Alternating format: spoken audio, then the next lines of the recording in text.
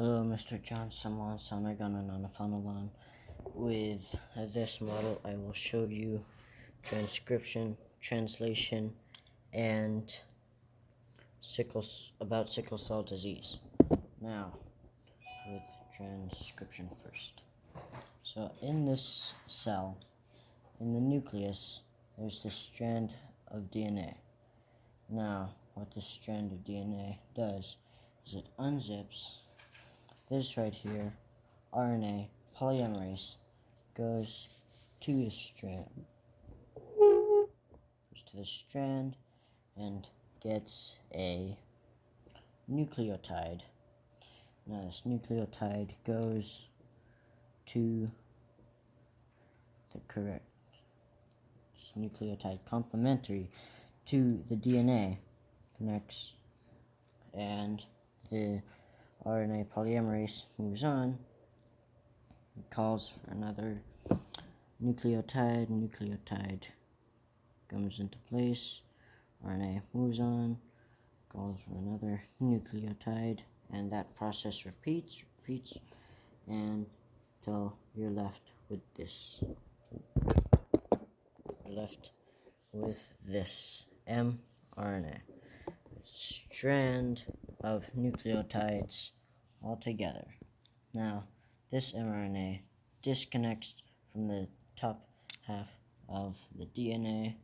The DNA zips itself back up for use, and here the mRNA comes out of the nucleus through those little holes called pores, and it finds a ribosome in the cytoplasm, which is like a donut, and it's filling. Okay, so tripod work. Tripod does not seem to work. Okay, I just told you.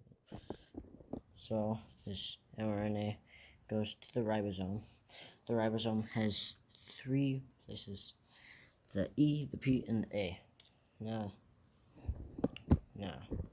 these are all codons, and these codons, which are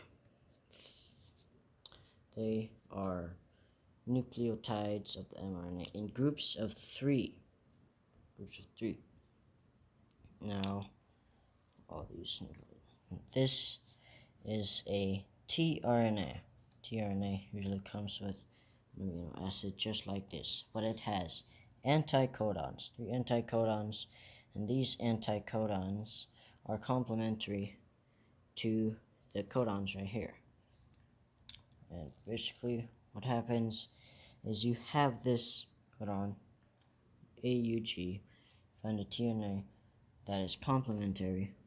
So UAC is complementary to AUG, and it has a start amino acid, which is a methionine.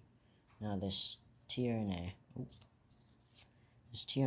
with the methionine amino acid, it comes into the A site, bam, it clicks, and with the amino acid, it goes to the P site, and now it's going for another tRNA. Now, UCA.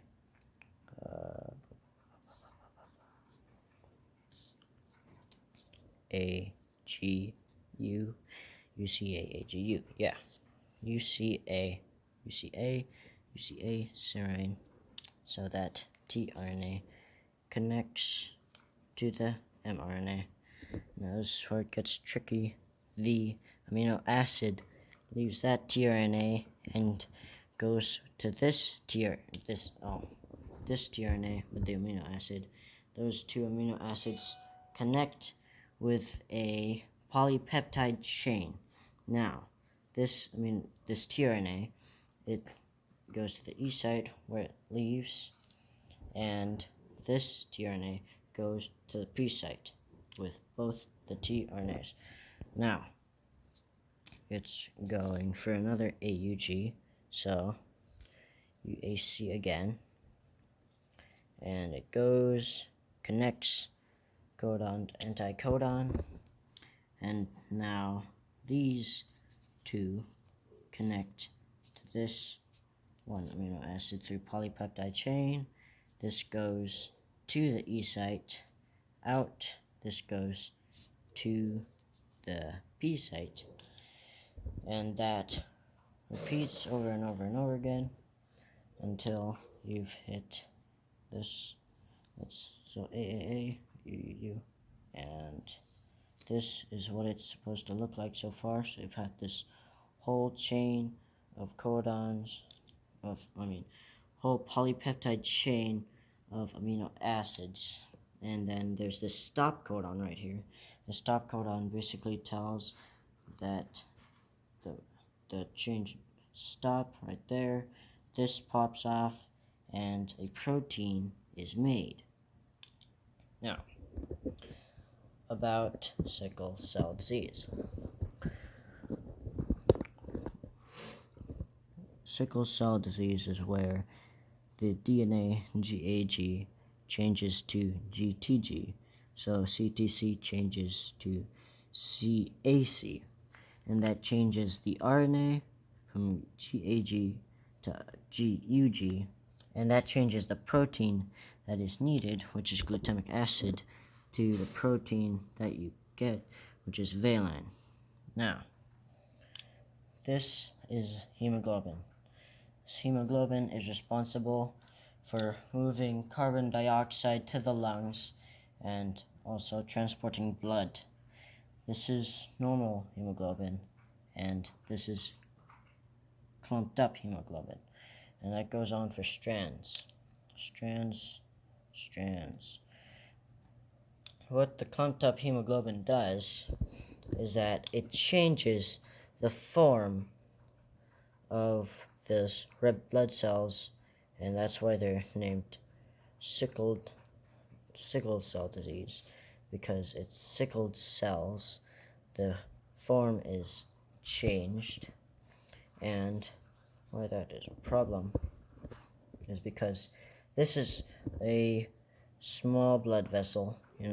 Some cells go through, some sickle cells go through, but what happens is some sickle cells get clogged up and stuck, and that just keeps on adding and building up until you just can't